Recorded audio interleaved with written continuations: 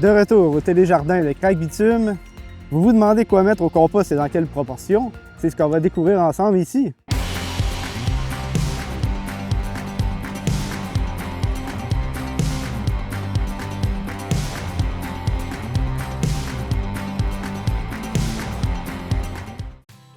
La règle est simple, un contenant de brun pour un contenant de verre. Pas besoin de balance, on fait ça à l'œil. Le vert, c'est les résidus frais, donc les plants arrachés, les mauvaises herbes, les légumes non consommables. Donc c'est généralement humide et riche en azote. Donc le brun, c'est les matières sèches. Donc on parle des feuilles mortes, du carton déchiré, des petites branches, la sciure de bois, la paille. C'est important qu'elles soient sèches pour absorber le surplus d'humidité de la matière verte et elles sont plutôt riches en carbone. Petite astuce, secouez la terre des racines lorsque vous arrachez les plantes avant de les déposer au compost.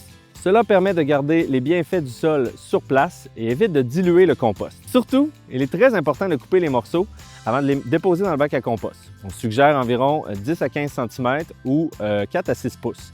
Cela va permettre d'augmenter la surface de contact et va permettre de s'incorporer plus rapidement au sein du tas de compost. Attention aux plantes envahissantes, c'est important de bien les sécher avant de les composter, sinon elles risquent de repousser. Donc on parle surtout du chien-dent, de la berce du Caucase, de la renouée du Japon et de l'herbe au goûteux par exemple, mais il y en a plusieurs. C'est préférable de les arracher si elles poussent proche du compost parce que sinon elles pourraient proliférer dedans et nuire. Et bien sûr, jamais de plastique, même homologué compostable, pas de viande, de poisson, de produits laitiers ou de matières grasses. C'est ce qui attire les indésirables. Il y a une croyance bien répandue qu'il ne faut pas mettre les plantes malades et les mauvaises herbes montées en graines dans le compost. Concernant les plantes malades, lorsque ces maladies sont causées par des insectes parasitaires, on peut les déposer au compost, comme les insectes vont quitter et ne resteront pas dans le compost. Lorsqu'il s'agit d'une maladie fongique ou bactérienne, il y a quand même très peu de chances que cette maladie-là perdure dans le compost. De plus, l'apparition de ces maladies, de manière générale, dépend plus des aléas climatiques de l'année en cours que de la bonne ou de la mauvaise gestion des plants malades de l'année auparavant. Ça ne sert donc à rien d'essayer de contrôler tout cela. Pour ce qui est des mauvaises herbes, c'est préférable de désherber régulièrement avant qu'elles montent en graines. On peut même les laisser en surface du jardin, comme on a expliqué dans la capsule 1.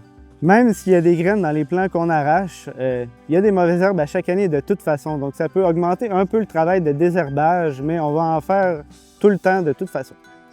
En plus, si on garde le sol tout le temps recouvert, ça va empêcher les mauvaises herbes de pousser, même s'il y a des graines. À la limite, si vous voulez vraiment pas mettre les mauvaises herbes et les plantes malades dans votre compost, vous pouvez toujours faire un tas à part dédié à ça. Puis ensuite, on pourra l'utiliser pour d'autres usages que le jardin, par exemple les plates-bancs. Si ça sent mauvais, ajoutez du brun et brassez. Si jamais c'est trop sec, vous pouvez ajouter du vert et peut-être un peu d'eau. Voilà, suivez cette règle simple et votre compost restera équilibré. Dans la prochaine capsule, on va voir le matériel et l'espace nécessaires pour faire un bon compost au jardin.